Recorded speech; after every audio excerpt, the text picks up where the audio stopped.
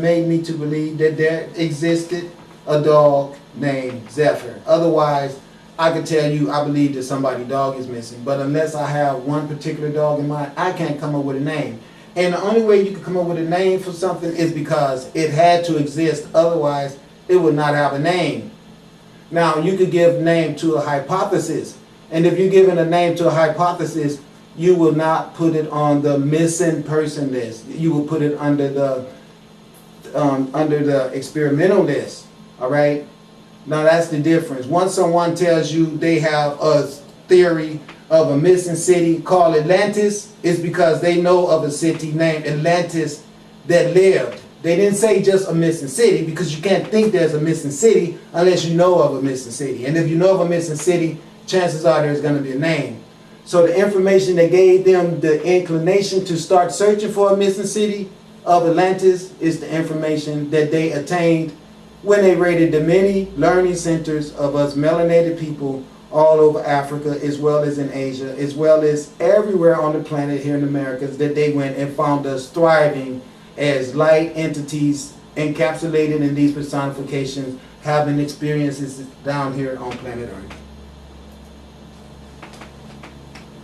Feel me on that, because it's true.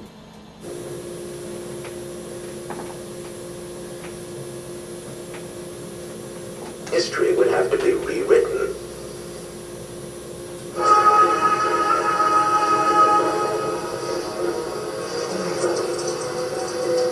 Excavating American Indian sites in New England, Ken Fader has become an expert in recognizing the kind of evidence that will prove whether or not Atlantis was the source for all civilization.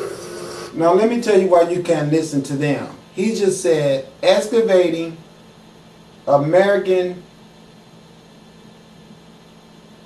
natives in the New England state. No, this is what he said. He said, excavating American Indian sites in New England.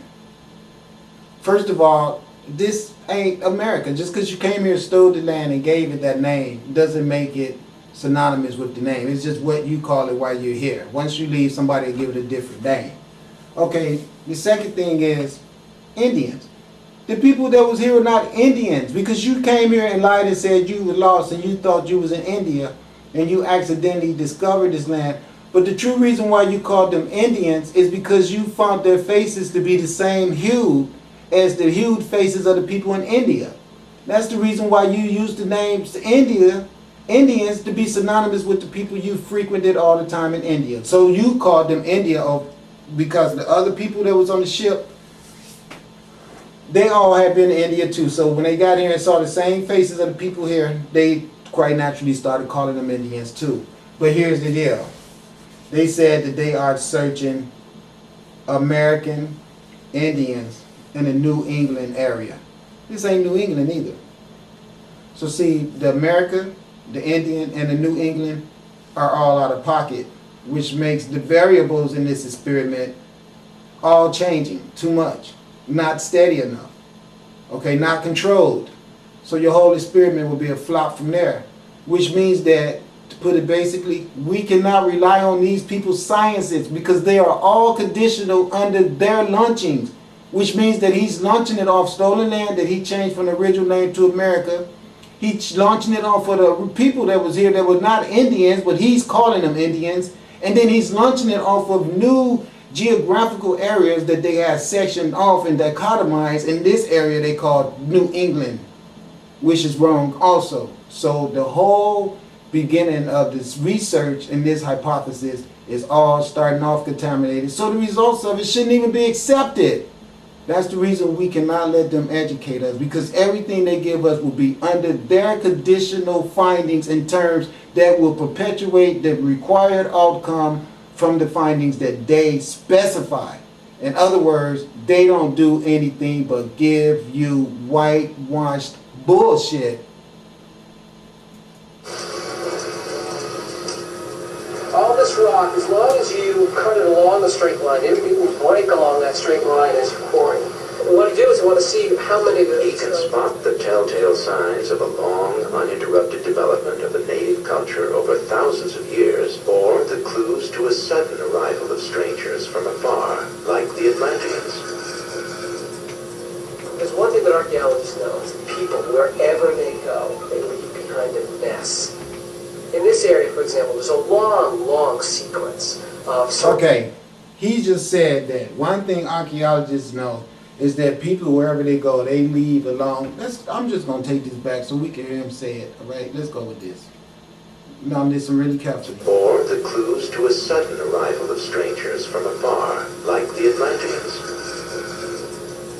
There's one thing that archaeologists know is that people, wherever they go, they leave behind a mess. In this area, for example, there's a long, long sequence of... He said people, no matter where they go, they leave behind a mess. I want you to tell me how all the Israelite people left Egypt and went into the Sinai desert and stayed out there 40 years, and you could never even find this from them. Another Bible hoax debunked. Okay?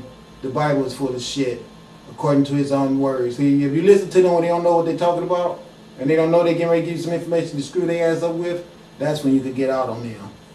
Now, here it is that they tell you 500,000 people went into the Sinai desert and stayed there 40 years, and they didn't leave no mess that nobody can find. And that's contrary to what this archaeologist has said. Ceramic manufactured by local people, by the native people. They developed pottery, they made pottery that looked like this. It's very... The test is the same for the hallmarks of ancient civilization, like pyramids or writing. If they were brought by an Atlantean super race, they should appear suddenly, superimposed on Stone Age life with no precursors. But if the local people created them, there should be slow steps of development over thousands of years.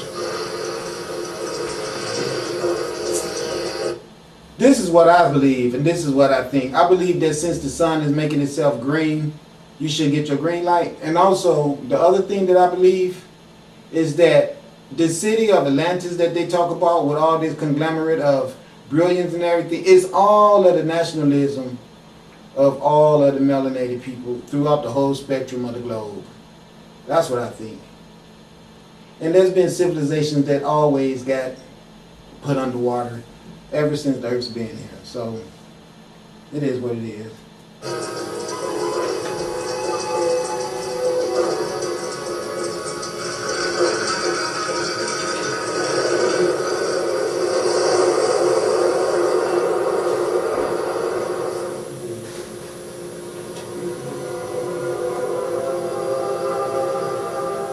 When archaeologists study the greatest symbols of civilization, what do they find?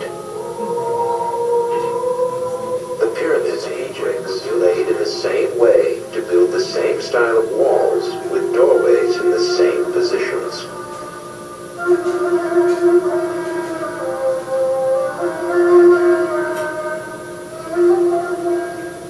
Abydos has revealed a 1,000-year record of incremental steps leading towards the pyramids, the mark of a gradual local development. There was no trace of Atlantis.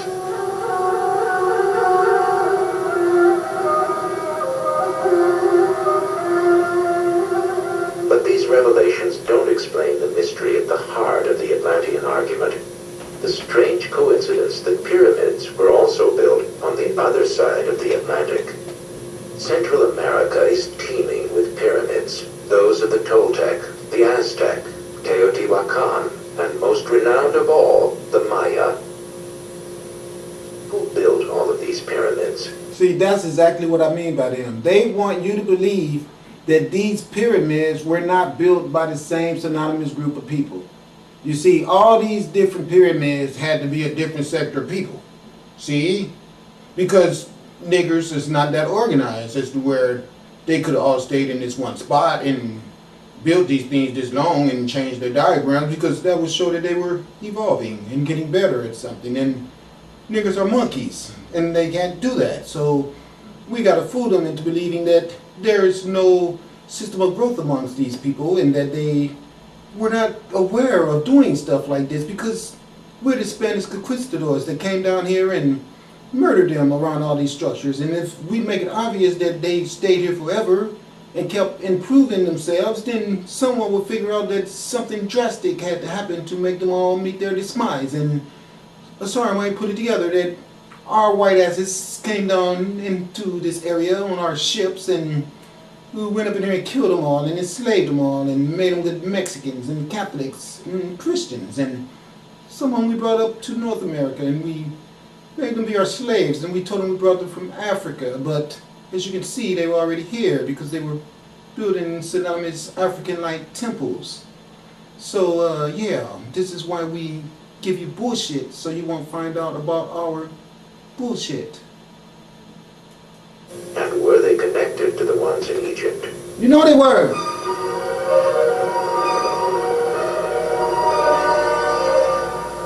The only way to find out was to discover their origins. The lost city of Nakbe is one of the earliest sites of the Maya. It dates nearly 1,500 years before the peak of Mayan civilization.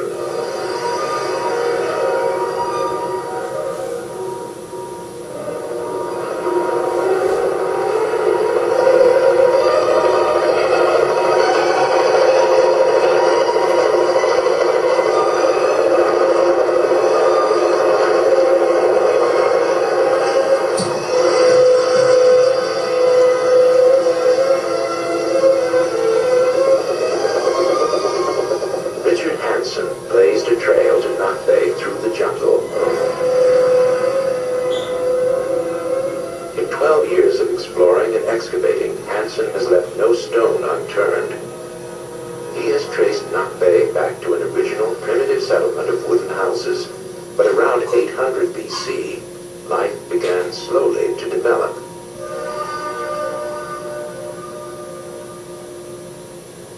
As they gained in wealth and in status, they began to increase the size and scale of their houses, and they began to quarry stone.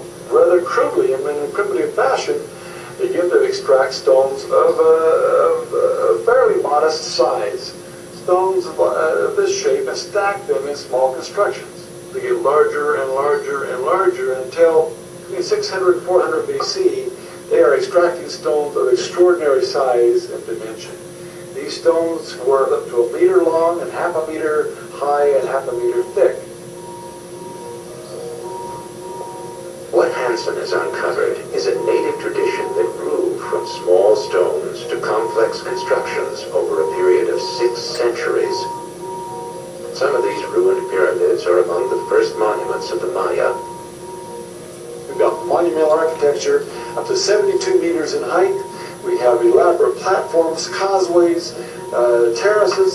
The entire trappings of complex society is developed by this period of time. In all his years of excavation, Hansen has found no traces of the Atlanteans and no mysterious connection to the pyramids of Egypt. This building is radically different from Egyptian pyramids. These structures served as religious temples. There are stairways going to the summit. There were rituals performed at the top. This is all part of a long tradition of architectural development and a long tradition of intense religious belief.